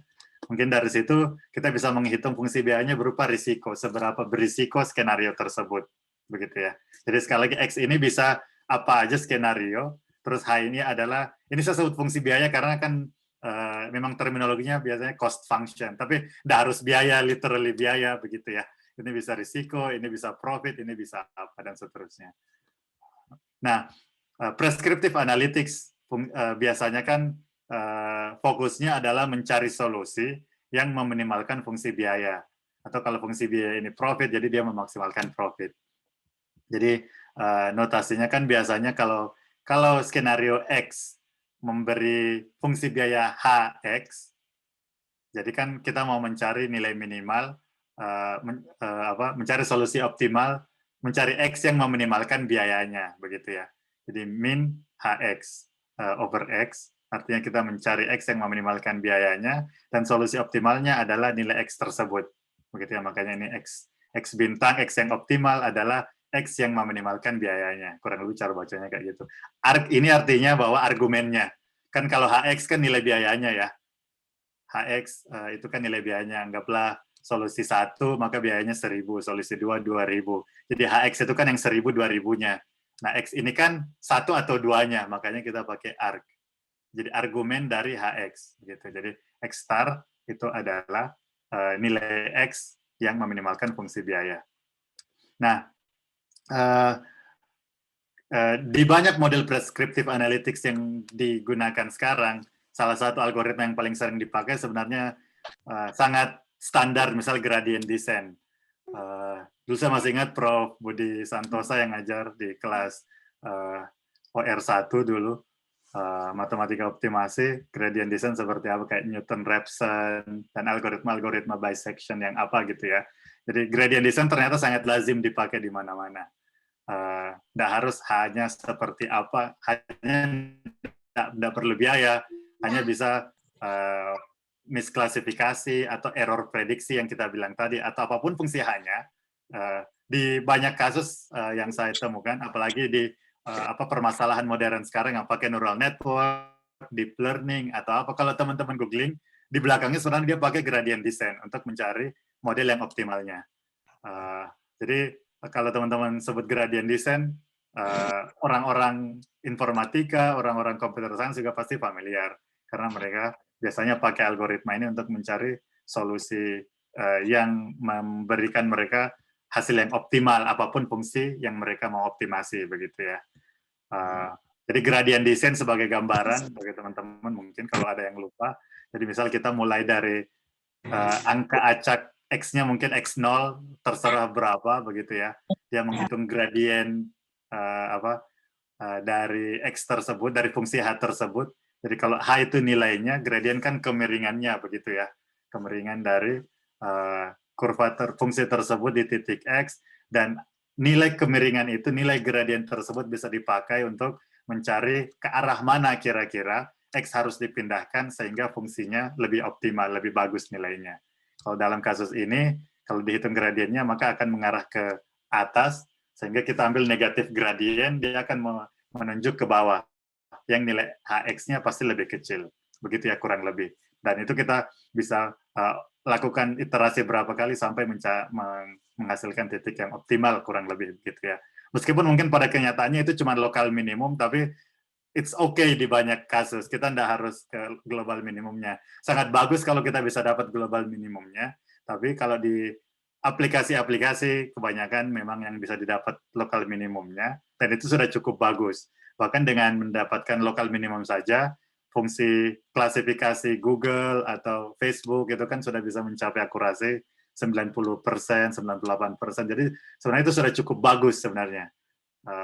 Poin saya di sini adalah algoritmanya tetap sama yang kita pelajari, cuman penerapannya aja yang beda, begitu ya. Dia pakai untuk mengoptimalkan classifier-nya mereka, model prediktifnya mereka, kita biasanya pakai untuk meminimalkan fungsi biaya. Jadi yang menurut saya yang perlu kita generalkan adalah cuman fungsi biaya aja, dan tapi metodenya tetap bisa digunakan untuk banyak kasus, begitu ya. Jadi kalau teman-teman mempelajari teknik operations research, algoritma, jadi jangan bayangkan itu hanya untuk mencari solusi yang optimal dari skenario bisnis. Sebenarnya komputasi dan apa juga masih memakai ini juga sebenarnya, begitu ya, di belakang layar. Oke. Itu untuk preskriptif. Nah, saya kaitkan ini semua sebenarnya kenapa saya pakai notasi theta, notasi f theta. Tujuan saya sebenarnya hanya mau bicara bahwa prescriptive analytics ini biasanya dipakai karena dia mencari solusi yang optimal, model optimasi sebenarnya di belakang layar. Maka dia bisa dipakai untuk menentukan parameter fungsi f theta kita tadi. Kalau theta adalah parameternya, maka kita bisa menggunakan prescriptive analytics untuk mengoptimalkan theta-nya, theta yang mana nih, biar classifier kita, biar klasifikasi kita atau regresi kita yang paling bagus, begitu. Karena sekali lagi f theta kan akan menentukan decision boundary-nya. Jadi misal saya diberi data seperti ini, ada data hasil ujian mahasiswa misalnya, ujian 1 nilainya berapa, ujian 2 nilainya berapa, begitu ya. Terus anggaplah saya membuat model untuk menentukan lulus tidaknya si mahasiswa tersebut, begitu ya, berdasarkan model ini, anggaplah seperti itu. Maka kan kalau theta-nya beda, maka saya decision boundary-nya bisa beda, begitu ya. Atau misal mungkin ini nilai TOEFL, terus satu mungkin IP-nya, IP kumulatifnya misalnya. Terus saya mau menentukan kira-kira kalau ada mahasiswa yang nilai TOEFL-nya sekian dan IP-nya sekian, apakah dia pasti lulus LPDP misalnya atau beasiswa yang lain. Maka kan saya bisa bikin model prediksinya seperti itu. Gitu ya. Anggaplah ini yang X, anggaplah dia tidak lulus, dan anggaplah yang bulat ini dia lulus, begitu ya. Nah, jadi dari sini kan saya bisa buat decision boundary-nya sekali lagi, kayak mirip dengan yang tadi. Poinnya adalah bahwa theta yang berbeda tentu akan membuat decision boundary yang beda juga, begitu ya. Jadi bisa aja agak miring dikit, ada miring yang lain. Bahkan mungkin kalau F-nya kompleks kayak neural network atau apa, mungkin bahkan bisa decision boundary-nya bisa sangat kompleks, begitu ya. Maka biasanya theta ini yang biasa bisa dicari dengan menggunakan model-model predictive analytics. Cuman dan ini sudah banyak diterapkan di neural network sama deep learning. Jadi kalau teman-teman mahasiswa biasanya dengar istilah neural network atau deep learning dari teman-teman informatika, di belakang layar algoritmanya juga tetap pakai gradient descent juga, cuman varian-varian yang lain, begitu ya. Dan parameter yang dioptimasikan ya biasanya berupa parameter dari neural network tersebut, seperti itu. Jadi kalau kita biasanya F itu kan fungsi linear biasanya kita bayangkan, gitu ya. Kalau contoh-contoh di soal di textbook begitu. Tapi kalau teman-teman informatika, teman-teman AI atau machine learning, sebenarnya dia cuma pakai F yang lebih kompleks saja, dan parameternya mungkin bukan parameter linear, tapi parameter diagram jaringan yang mereka pakai. Tapi dia tetap berupa parameter juga, tetap theta juga yang mereka cari, begitu ya. Cuman skalanya lebih gede aja, lebih banyak, modelnya mengakomodasi lebih banyak theta. Jadi theta ini misal adalah bobot setiap garis, misalnya ya kalau di diagram neural network. Nah, sehingga gradient descent dipakai untuk mencari theta yang optimal. Nah, biasanya theta ini sangat besar, bahkan biasanya lebih banyak dari datanya. sampai 10 pangkat berapa seperti itu ya. Nanti saya akan coba share juga kalau modelnya Google sebesar apa. Intinya kan tetap sama bahwa itu f theta dan tetanya dia cari menggunakan gradient descent. Itu aja sebenarnya yang mau saya sampaikan di sini. Jadi jangan bayangkan sekali lagi optimasi itu hanya untuk mencari solusi yang optimal dan solusi bisnis, tapi juga bisa dipakai untuk generate model AI atau machine learning classifier yang optimal seperti itu. Ini cuma sekedar di belakang layar bagaimana caranya menentukan theta yang optimal. Ini kan kayak tadi kita mencari X yang optimal begitu ya. Bedanya di sini bukan X-nya yang kita optimalkan, tapi parameter dari fungsinya. Gitu. Jadi kalau tadi model optimasi yang awal itu kan kita X-nya yang mau kita optimalkan, begitu ya. Jadi HX, X-nya, H itu fungsi dari X.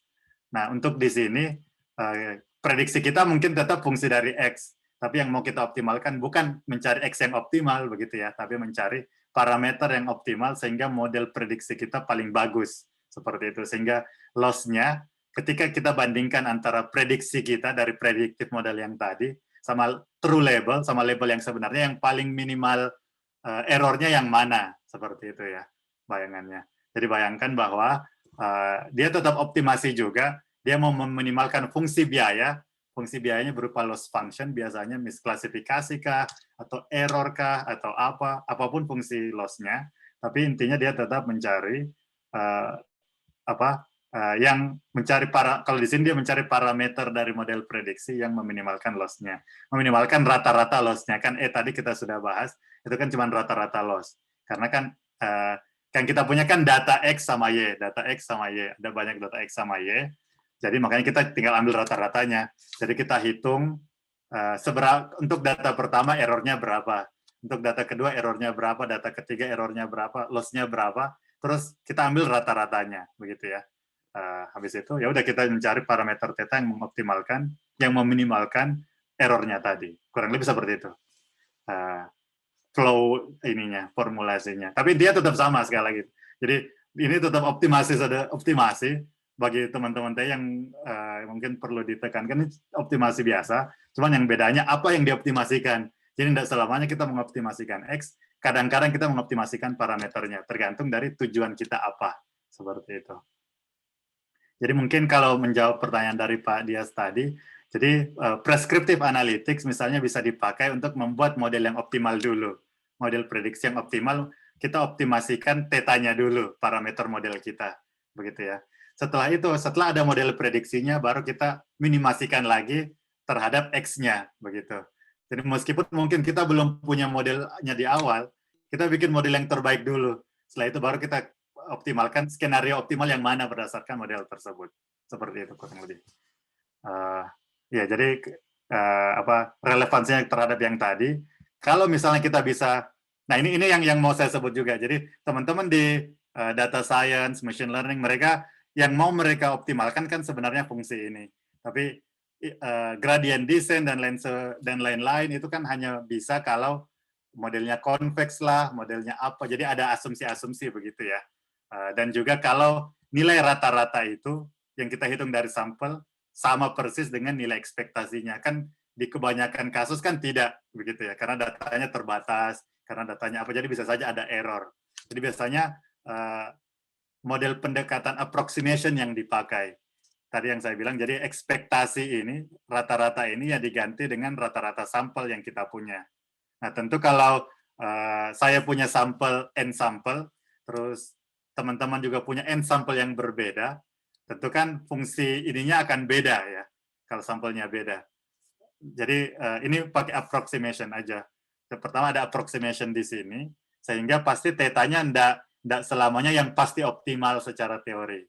Itu yang pertama. Terus yang kedua, modelnya biasanya tidak convex. Jadi kalau convex, gradient descent kan pasti optimal, begitu ya. Nah, biasanya tidak convex karena modelnya sangat besar. Jadi kalau neural network mungkin hanya berapa layar, modelnya Google itu bisa sampai berlayar-layar, berlapis-lapis, makanya namanya deep learning.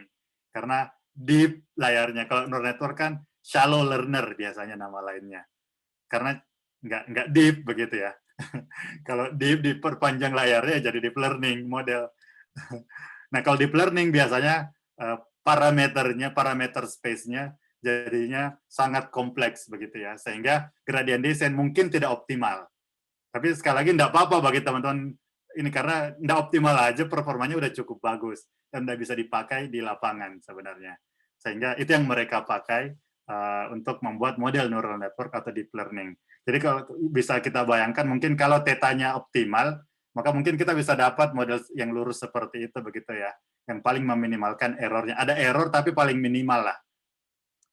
Nah, kalau modelnya tidak sempurna, mungkin kita bisa dapat yang f theta 2 atau f theta 1 atau f theta 3. Tapi paling enggak kan udah cukup bagus begitu ya, dan udah bisa dipakai untuk mengambil keputusan paling tidak. Nah, yang ingin saya sampaikan kurang lebih seperti itu. Jadi belakang layar tetap optimasi juga dan tetap pakai preskriptif juga, cuman beda ini aja, beda konteks paling enggak ya. Nah ini yang biasanya diaplikasikan deep learning yang diaplikasikan biasanya namanya jadi artificial intelligence. Yang dipakai untuk apa? Dan artificial intelligence juga berarti dia menggabungkan model-model analytics tadi. Sekali lagi, dia optimalnya model ini sangat susah untuk dibuktikan. Bahkan belum ada paper yang pasti bisa membuktikan bahwa dia optimal. Tapi teman-teman data science, machine learning itu okay with it. Jadi mereka tidak menunggu sampai modelnya sempurna baru diterapkan. Tapi meskipun modelnya tidak sempurna, itu sudah mulai dikembangkan karena sudah cukup bermanfaat bagi mereka, begitu ya. Itu sudah bisa dipakai untuk mengendalikan mobil, untuk membuat AI main game Dota kalau teman-teman main game Dota, dan performanya sudah mengalah-ngalahin orang yang profesional, untuk membuat robot nge-solve Rubik's Cube, atau untuk menjalankan mesin-mesin di manufaktur begitu ya. Jadi meskipun tidak sempurna sudah bisa dipakai. Menurut saya salah satu faktor yang membuat teman-teman data science, machine learning sangat booming karena mereka okay dengan ketidaksempurnaannya, begitu ya. Dan bisa mendeploy-nya paling enggak secara aman begitu ya. Meskipun tidak sepenuhnya aman dulu sekarang, karena sekali lagi kita tahu ini tidak sempurna, tapi paling tidak mereka tahu mereka sudah menerapkan, dan karena menerapkan jadi lebih tahu kekurangannya apa sehingga bisa lebih mengimprove modelnya lagi. Jadi menurut saya tidak harus menunggu dulu modelnya perfect baru dicoba, begitu ya. Nah, saya itu yang membuat siklusnya jadi lebih cepat. Itu juga ya yang dipakai. AI sudah diterapkan untuk self-driving. Jadi kalau di Pittsburgh misalnya sudah banyak mobil seperti ini, paling masih ada supirnya, tapi sudah cukup udah mencoba mengumpulkan data, udah coba nyetir sendiri. Jadi tidak nunggu harus aman 100% dulu begitu ya. Jadi tetap ada mitigasi-mitigasinya. Ketidaksempurnaan itu tetap di acknowledge, tapi juga tetap mereka mau mengembangkan apa yang mereka miliki. Jadi sudah diterapkan di banyak produk-produk di sini, seperti kayak assistive robot, medical assistant, self-driving, dan lain sebagainya, gitu ya. Jadi sulit, sekali lagi tidak ada pembuktian secara analitis karena memang sulit, tapi cukup efektif lah dan berpotensi, begitu ya. Nah, yang mau saya sampaikan juga mungkin dari sini research gap yang ada sebenarnya bagi saya, kalau misalnya teman-teman tertarik untuk komputasi, silakan terjun di yang tadi begitu ya. Tapi kalau enggak, di penerapannya aja, karena sekali lagi belum perfect tapi sudah bisa diimplementasikan. Nah, tugas teman-teman mahasiswa Industrial and Systems Engineering menurut saya itu bagaimana memanfaatkan teknologi yang sudah ada ini. Jadi kita tahu resikonya apa, dia tidak sempurna, tapi bagaimana memaksimalkan potensinya. Jadi misal mungkin di Michigan kemarin, salah satu riset yang cukup populer adalah on-demand self-driving bus. Jadi kampus beli beberapa self-driving bus begitu ya, terus dipakai untuk last mile pick up untuk mahasiswa. Jadi kalau bus biasa kan ya udah dibuat jadwalnya terus muter terus seperti itu ya. Nah, tapi kalau bisa otomatis, kalau bisa tahu demand secara langsung, mungkin di kampus depan, di kampus kota dulu namanya tadi industri yang depan gitu ya. Lagi banyak mahasiswa yang butuh mobil, butuh kendaraan ke Sakinah misalnya. Terus dari Sakinah banyak yang mau ke kampus TI yang sekarang. Gitu kan, data-data itu bisa langsung diolah real time sehingga routingnya bisa online, jadi bisa langsung dioptimalkan, bisa apa. Nah, ini yang banyak kemarin yang di Michigan. Jadi kampus sudah mulai terapkan, karena kayaknya memang salah satu yang belum banyak dibahas adalah kalau teknologi ini sudah diterapkan, maka cara menggunakannya yang paling optimal seperti apa. Nah, menurut saya teman-teman TI sangat berpotensi untuk mengembangkan di sini. Kalau teknologinya tidak sempurna begitu ya, tentu kita tidak mau dulu dong busnya tengah malam atau apa berkendara ke ke daerah mana yang masih susah ininya untuk nyetir di daerah sana. Mungkin daerah yang mudah-mudah dulu. Nah, daerah mudah ini yang mana itu kan kita tetap perlu identifikasi. Mungkin biar resikonya kecil, biar manfaatnya maksimal dan seterusnya dan seterusnya. Jadi sekarang data demand banyak, ini misalnya data demand dari Uber, itu dipublish, ada datasetnya juga. Terus data rute kan sudah banyak dari Google Maps, dari apa. Nah, ini bisa digabungkan untuk menentukan online routing and dispatching. Mungkin salah satu contohnya ya, kalau teman-teman tertarik untuk menerapkan, tetap men-solve masalah routing problem, atau apa yang agak klasikal TI, tapi konteksnya lebih kekinian, begitu ya. Karena teknologi-teknologi ini cuma salah satu. Contoh yang lain juga yang sempat saya teliti di sini, itu adalah tentang risiko dari autonomous vehicle. Jadi misal karena mobilnya tadi tidak sempurna, dan kalau selama ini kan asuransi dibebankan kepada driver. Nah, kalau drivernya tidak ada, siapa dong yang bayar asuransi? Itu juga yang kemarin kita sempat teliti. Apakah ke teknologi company-nya, apakah ke pengendaranya, karena mungkin pengendaranya kan juga tahu kalau misalnya konteks Tesla misalnya, tentu yang tanggung asuransi siapa? Apakah penumpang yang nggak nyetir, atau si Tesla-nya kah, atau siapakah yang sebenarnya yang perlu mengcover biaya asuransinya? Karena tentu itu akan membuat model-model apa yang ada sekarang kan kurang relevan atau perlu di-adjust lagi. Nah, menurut saya di situ juga banyak peluang. Ini cuma contoh-contoh yang sempat saya sebutkan. Kalau dari penelitian saya sama Ziyad, sama Zulfa, sama Faiz kemarin, kita lebih ke berusaha membuat model maintenance dari pesawat begitu yang semi real time. Jadi misal kalau ketika pesawat sebelum diterbangkan kan sudah bisa dibaca sensor-sensornya begitu ya. Mungkin dari sensor-sensor itu kita bisa prediksi risiko terbangnya seperti apa. Nah, kita kemarin buat model prediksi untuk memprediksi risiko terbang dari dataset yang sudah ada. Jadi dataset yang sudah ada misal sensor-sensor dari pesawatnya NASA dan kapan terjadinya kerusakan begitu ya. Kapan mesinnya mulai rusak. Nah, kita bikin model analisisnya, anggaplah ini FTTA-nya ya, cuman ini kita pakai simbol yang lain. Jadi dari data-data yang ada, kalau tidak salah datanya ada 24 sensor, dari 24 sensor kita bisa paling nggak menggambarkan begitu ya seberapa besar risikonya dari ketika pesawatnya baru mulai diservis, terus penerbangan kedua, penerbangan ketiga dan seterusnya. Jadi kita fit modelnya untuk mengestimasi, untuk memprediksi risikonya sebenarnya, kurang lebih. Begitu ya. Jadi ini tetap menerapkan model prediktif juga, cuma untuk membuat decision estimasi risiko. Kan kita tidak tahu kan sebelum pesawatnya berangkat risikonya seperti apa. Kita mungkin tahu gas turbinnya seberapa besar tekanannya, air inflow-nya berapa, tapi itu kan tidak menentukan seberapa berisiko begitu ya. Jadi dari X yang ada kita konversi ke risiko. Nah, terus dari risiko ini kita pakai pendekatan TI mensimulasikan kira-kira batas yang optimalnya untuk dilakukan maintenance kapan, ketika level risikonya ada di berapa.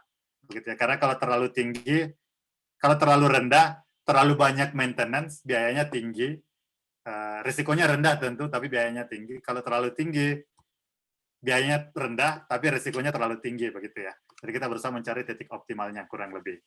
Nah, itu yang kemarin kita pakai. Jadi tetap pakai prediktif juga, tapi kita memakai simulasi untuk preskriptifnya.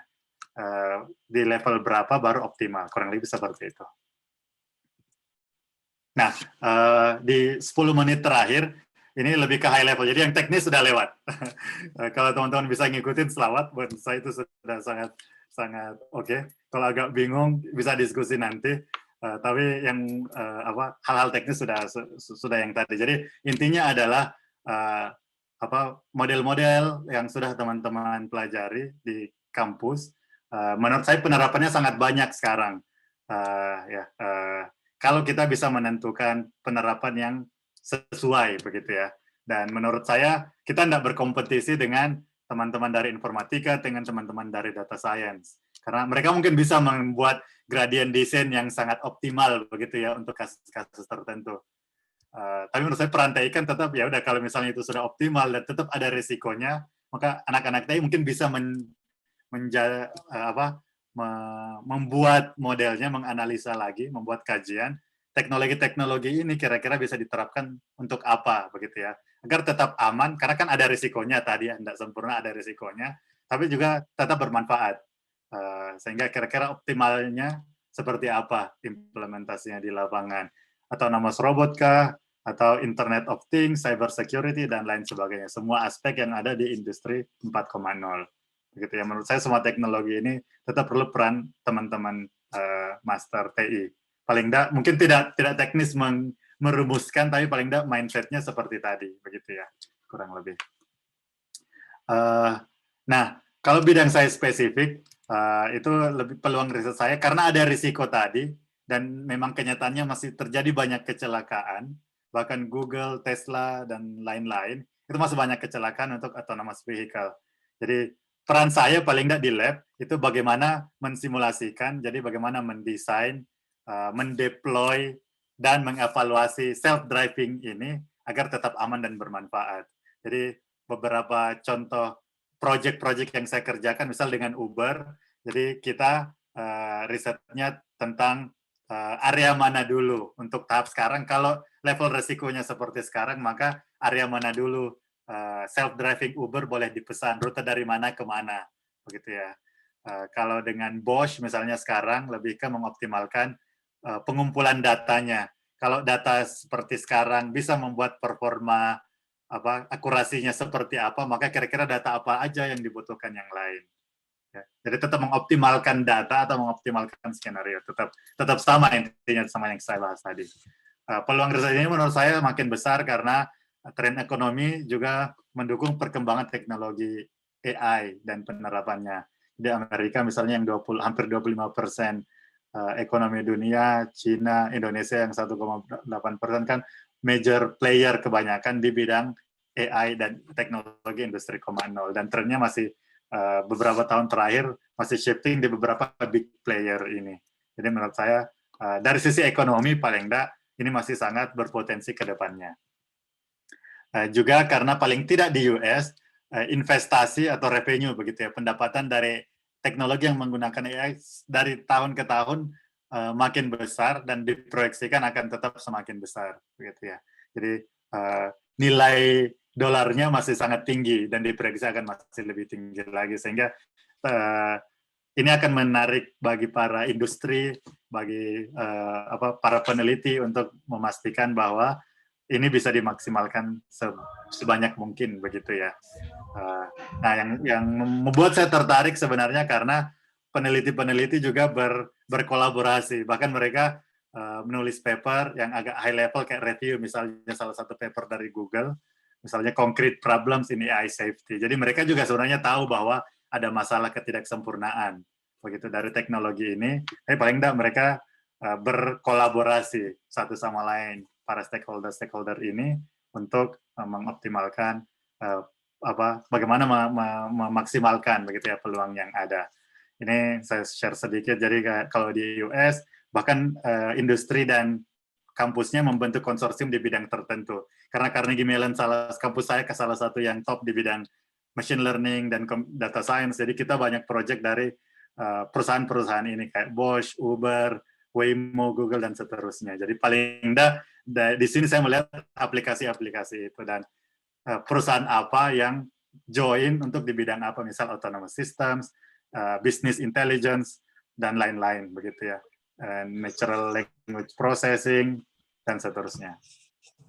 Dan untuk riset paling tidak machine learning yang tadi saya sebutkan termasuk aplikasinya itu sangat jumlahnya sangat banyak, sangat berkembang pesat. Paling tidak kalau kita lihat dari paper yang dipublish di archive. Jadi ada hampir 100 paper baru tiap hari. Sehingga kan itu menunjukkan kayak minat orang sangat besar, kuantitas penelitinya sangat banyak, dan masih banyak open problems yang belum di-solve. Sehingga menurut saya peluang riset juga masih sangat besar, gitu ya. Apalagi untuk teman-teman teknik industri. Menurut saya kebanyakan topik didominasi sama teman-teman computer science dan informatika sangat fokus ke tekniknya. Jadi prediktifnya kah, atau preskriptifnya, atau deskriptifnya. Implementasinya masih kurang begitu. Sehingga topik-topik ini masih sangat berpotensi untuk teman-teman. Nah, apa yang perlu dibiasakan? Ini 2 slide terakhir dari saya. Jadi, yang berdasarkan pengalaman, memulai riset sangat susah, gitu ya. Apalagi untuk cari topik dan mencari teman-teman yang bisa diajak untuk riset. Jadi saya sarankan berkomunikasi secara proaktif. Saya yakin teman-teman punya ide, hanya kurang dikomunikasikan secara proaktif. Jadi bisa reach out satu sama lain. Bagaimana kalau misalnya nulis paper, atau paling tidak diskusi aja deh dulu rutin tentang apa begitu ya. Atau bahkan kalau mau bisa hubungi saya, atau yakin kayak Pak Iwan atau Bapak Ibu dosen yang lain di teknik industri sangat terbuka kalau ada ide-ide dari teman-teman mahasiswa. Saya sarankan juga kolaborasi lintas disiplin, karena menurut saya TI kelebihannya bukan itu perlu lintas disiplin. Kayak misalnya saya dengan teman teknik nuklir, saya dengan Ziad, yang Ziad lebih paham tentang maintenance, saya tidak begitu paham begitu ya. Teman-teman yang lain banyak yang lebih paham tentang aspek keteknikan dari self-driving. Saya tidak begitu paham aspek permesinannya, tapi banyak yang lebih paham. Nah, karena teknologi ini sangat interdisiplinary, maka teman-teman TI juga harus membuka diri untuk bisa kolaborasi lintas disiplin dengan departemen-departemen yang lain. Juga mau mencoba hal-hal baru. Ini yang paling penting menurut saya. Di sini TI-nya juga masih seperti yang saya bilang tadi, sangat banyak membahas kayak hal-hal yang menurut saya classical problem in industrial engineering. Masih menarik, cuman menurut saya banyak hal lain juga yang lebih low hanging fruit, lebih gampang kita maksimalkan potensinya. Jadi kita harus mencoba kayak self driving seperti apa sih, cryptocurrency seperti apa, cyber security kira-kira apa masalahnya, apa yang bisa di-solve, seperti itu. Sama juga mau melakukan evaluasi mandiri, karena kita harus bisa melihat kalau hasil kita udah cukup bagus atau tidak begitu ya. Jadi jangan menunggu orang lain untuk memberi evaluasi, tapi kalau bisa melakukan sendiri. Terakhir yang mau saya share adalah fasilitas yang bisa dipakai untuk berkolaborasi. Jadi ada Google Drive, ada Zoom, ini akan saya skip. Untuk komunikasi bisa WA, Microsoft Teams, dan lain sebagainya. Ini yang saya sarankan untuk teman-teman pakai, karena di kampus-kampus luar itu seperti ini. Jadi kita enggak ini lagi, jadi ketemuan jam berapa misalnya, siapa yang bisa jam ini, siapa bisa jam itu kan sangat menguras waktu begitu ya. Jadi mungkin bisa menggunakan fasilitas-fasilitas yang sudah ada kayak Google Calendar kah, atau When to Meet, atau apa begitu ya. Nah, ini slide-nya akan saya share nanti untuk teman-teman kalau mau lihat lebih detail.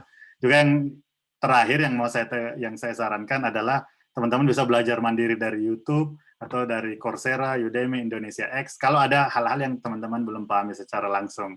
Dan tools-tools online sudah banyak, kayak misal MATLAB online ada. Jadi kalau teman-teman mau ngoding, bisa langsung berkolaborasi satu sama lain di banyak tempat. Karena itu yang kita lakukan di sini. Kayak misal saya ngodingnya pakai apa, langsung saya share juga ke teman-teman yang lain. Jadi mereka juga bisa langsung ngelihat. Nah, cuman menurut saya transisi ke sini agak susah di awal, karena kita nggak tahu ya, menurut saya itu kurang terbuka di awal begitu ya, kurang berkolaborasi, karena takut mungkin ntar kode kita ada yang salah, ntar ada yang apa begitu ya, nggak apa-apa begitu. Justru dengan berkolaborasi bisa lebih cepat ditahu salahnya, bisa lebih cepat diperbaiki. Itu mungkin ini sekedar screenshot dari MATLAB online yang bisa diakses sama teman-teman, atau Word online, atau apa online yang bisa teman-teman pakai. Jadi intinya yang kita bahas hari ini adalah pendekatan analytics, tadi deskriptif, prediktif, sama preskriptif, sama perumusan masalah kekinian, serta solusi-solusi praktis. Nggak harus fully solve masalahnya, tapi paling tidak sudah bisa diterapkan. Kita juga bahas beberapa contoh aplikasi analytics, kita sebut beberapa teknik untuk membangun ekosistem riset yang kolaboratif, dan fasilitas-fasilitas yang sudah ada. Itu mungkin dari saya, terima kasih atas perhatian teman-teman. Kontak saya ini kalau teman-teman mau komunikasi lebih lanjut, saya terbuka email, website, atau WA. Nanti akan saya share ke Pak Iwan, mungkin Pak Iwan bisa share ke teman-teman yang lain. Terima kasih, sekian dari saya. Monggo kalau ada diskusi satu atau dua. Ya, terima kasih Mas Mansur, Maturidi. Ya, memang ini waktunya kayaknya kurang ya. Harusnya mungkin kita mulai dari jam 3 ya. Tapi karena Mas Mansur jam 4 ya, ini dia kemarin tadi kita udah jam 5 gitu ya. Jadi saya kira kita berikan satu ini aja ya, satu pertanyaan ya. Karena sudah mau maghrib ini ya, kita sudah maghrib di Surabaya ini. Saya persilahkan, ya silakan. Saya mau bertanya, Pak. Silakan, Mbak Dean. Ya, perkenalkan Pak, sebelumnya saya Dean dari Magister. Saya mau bertanya, jadi kalau misalnya kan berarti kalau kekinian itu udah mulai belajar yang kayak big data, machine learning. Nah, kita tuh sebagai industrial engineer itu maksudnya batasan untuk mempelajarinya itu sampai di mana gitu? Apakah kita harus sampai belajar nge-coding juga, atau tadi kan udah dibilang kalau mungkin sebaiknya kolaborasi, tapi apakah kita perlu mengerti juga atau udah sampai mana gitu? Mungkin maksud pertanyaan saya sih seperti itu. Baik, terima kasih atas pertanyaannya. Jadi kalau menurut saya itu tergantung minat masing-masing ya, tergantung strength masing-masing. Jadi kalau memang ada yang tertarik, mungkin bisa go deeper begitu ya. Bisa nyoba codingnya kah, atau bisa nyoba eksperimen datanya atau apa.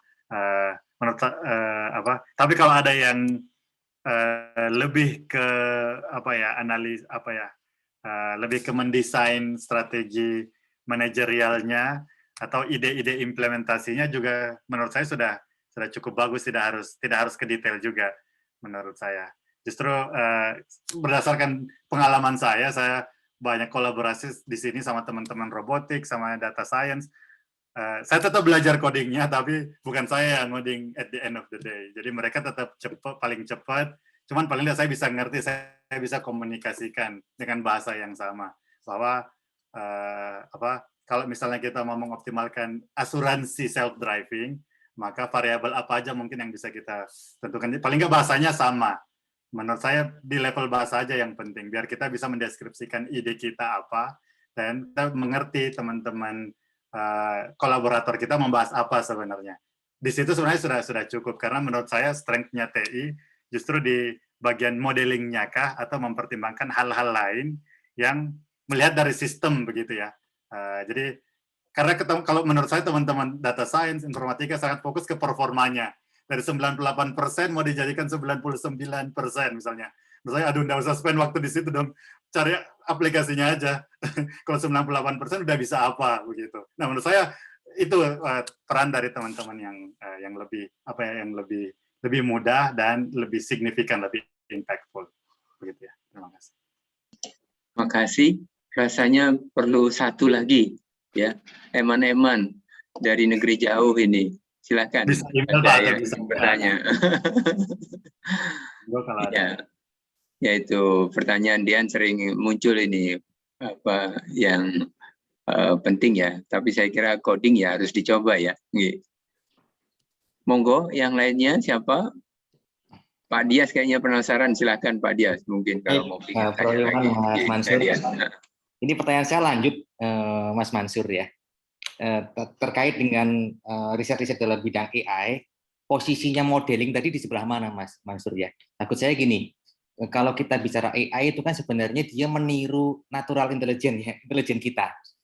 Di mana intelijen kita itu akan sangat bagus kalau kita punya algoritma masa lalu yang lengkap. Contohnya dokter itu kalau dia sudah senior, maka dia punya algoritma if then gejalanya, maka dia akan sangat lengkap prediktifnya gitu ya. Nah, ketika kemudian kita melakukan pemodelan, itu posisinya dalam AI itu di mana?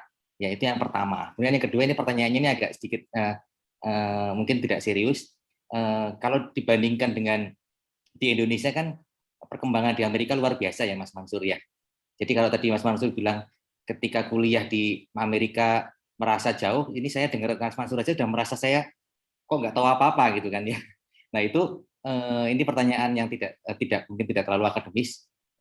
Apakah mungkin nantinya itu Skynet di Terminator itu akan terjadi kenyataan ya Mas, man versus machine. Terima kasih Mas Mansur.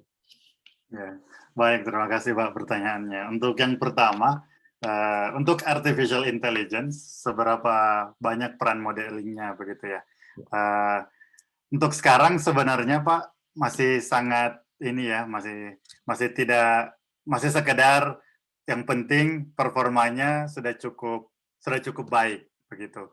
Bahkan yang tadi saya bilang, jadi kalau neural network cuman segitu, maka idenya teman-teman diperpanjang begitu, ditambahkan apa di tengah-tengahnya sehingga modelnya lebih bagus, dan di kenyataannya itu paling tidak sudah cukup untuk beberapa task tertentu begitu ya, kayak mengendarai mobil atau apa.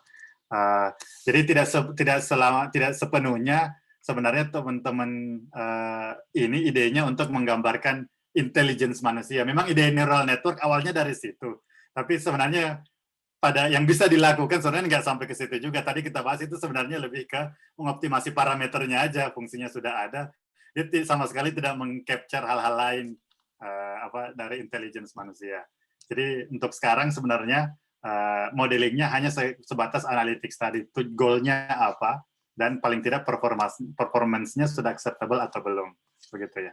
Tentu ada researcher lain yang berusaha meniru dari alam begitu, kayak kamera dibuat seperti mata lebah biar bisa 360 derajat, dibuat seperti apa, tapi itu kan idenya, tapi apakah harus seperti itu juga belum masih open question juga, karena kayaknya peran manusia sama cara berpikir manusia dan cara berpikir mesin kayaknya beda begitu ya, sehingga tidak sepenuhnya harus dimodelkan persis. Terus yang kedua, kalau Skynet, man versus machine, itu topik yang sangat sangat booming di Carnegie Mellon, Pak. Jadi ada banyak kuliah tentang etika AI, tentang safe AI atau transparent AI. Sebenarnya tujuannya untuk melihat seberapa mungkin hal itu terjadi. Tapi kalau kita lihat yang sekarang, sebenarnya itu masih sangat jauh dari kenyataan, Pak, menurut kita. Karena itu tadi, self-driving aja masih belum bisa, misalnya kalau di-deploy di jalan-jalan Surabaya. Itu masih kecelakaan terus tuh. Kalau di Amerika mungkin lebih gampang, karena lebih teratur, lebih jarang lagi apa gitu ya. Menurut saya itu masih sangat jauh, tapi sudah ada riset yang membatasi, selalu ada model machine learning dan AI didesain sedemikian rupa sehingga ada mekanisme untuk lebih equality, lebih mempertimbangkan aspek lain, tidak murni meminimasi cost begitu ya. Makanya tadi saya bilang peran teman-teman teknik industri sangat besar sekarang, karena multi objektif sebenarnya desainnya. Tadi saya gambarkan hanya memaksimalkan akurasi, tapi sebenarnya juga ada hal-hal lain, kayak tidak boleh ada bias antara gender satu sama gender yang lain, harus adil, harus apa. Nah di situ juga termasuk tidak boleh sampai menjadi evil AI, karena memang ada mekanisme switch-nya bagaimana biar untuk mengoptimalkan performa sama mitigasi risiko kalau terjadi kecelakaan. Karena Mas Mansur, karena sekarang saja sudah mulai man versus Google versus Facebook ya, lawan AdSense dan sebagainya, itu kan sudah kadang mengganggu itu yang Mas Mansur. Oke, terima kasih. Ya Pak. Baik. Nah, ini yang terakhir nih Mas Mansur, hampir sebagian besar yang ikut peserta partisipan kita ini adalah yang sudah ngambil seminar proposal sama tesis gitu. Apa sih tip dan triksnya Mas Mansur supaya proposal dan tesis itu berjalan sesuai dengan on schedule ya? Gimana ya? Baik Pak. Kalau itu saya bukan ahlinya mungkin ya untuk mengelola penelitian, Pak Iwan yang lebih paham. Cuman kembali ke saran saya yang tadi, menurut saya komunikasi yang proaktif aja. Menurut saya kalau teman-teman sudah ambil master di bidang teknik industri, secara ini pasti sudah capable. Cuman biasanya kan ada kendala pasti di lapangan. Nah itu yang perlu proaktif untuk berkomunikasi sama dosen pembimbing atau kolaborator yang lain.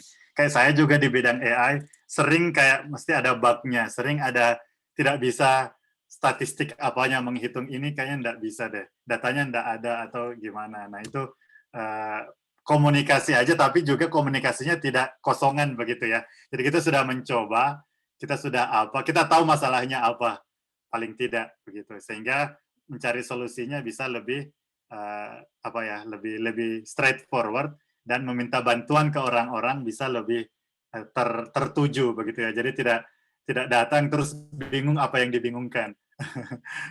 Paling tidak menjelaskan, saya tidak bisa ininya kayak modelnya kayaknya belum bagus sampai sekarang. Kenapa ininya optimalnya seperti ini? Kayak itu kita perlu lebih lihat. Jadi kalau lagi kesulitan, sebenarnya kesulitannya apa, datanya kah atau apanya? Menurut saya Bapak Ibu dosen di TI pasti bisa mengarahkan, atau kolaborator lain juga pasti bisa mengarahkan, kalau itunya susah, ininya yang diubah, atau mungkin kita diskusi apanya mungkin yang perlu disesuaikan. Menurut saya komunikasi sih Pak, komunikasi yang proaktif begitu. Jadi jangan tunggu dicari atau jangan tunggu apa begitu ya. Sering berkomunikasi minimal dengan pembimbingnya ya. Iya Pak. Terima kasih Mas Mansur. Hanya waktu yang mungkin memisahkan ya, karena waktunya sudah berakhir dan juga sudah azan sudah lewat gitu ya. Saya akhiri, sekali lagi kami dari Departemen Teknik dan Sistem Industri sangat senang dengan sharingnya Mas Mansur gitu ya. Jadi nanti kalau ada hal-hal yang mungkin terkait dengan diskusi ya, yang agak mungkin lebih ke spesifik ke keilmuan tertentu atau problem tertentu, mungkin kita perlu mengundang juga Mas Mansur ya. Oke. Dan juga Mas Mansur saya harap mungkin terbuka ya dengan adik-adik lah, ini kalau seperti ini banyak adiknya ini dari Mas Mansur ya, terutama yang S2 ini ya. Oke. Saya akhiri. Billahi taufiq wal hidayah. Assalamualaikum warahmatullahi wabarakatuh. Minal aidin wal faidin Mas Mansur ya, mumpung bulan Syawal ya. Sama-sama ya. Terima kasih Pak Nur Hadi ya. Terima kasih Mas Mansur.